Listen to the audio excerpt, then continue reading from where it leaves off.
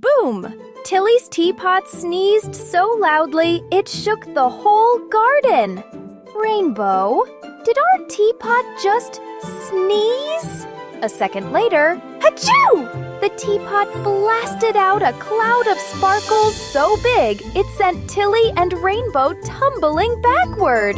When the sparkles settled, the garden had turned upside down. Flowers floating, leaves spinning, and tiny teacups drifting like balloons. Tilly grabbed Rainbow's paw. We have to help it before it sneezes again.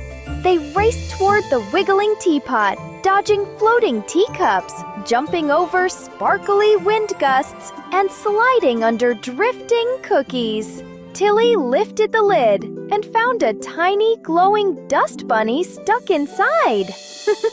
No wonder it keeps sneezing. One gentle blow later, the dust bunny floated away, and the garden settled peacefully back to normal. Bless you, Teapot. Rainbow meowed in agreement. Don't forget to subscribe for more magical fun with Tilly and Rainbow.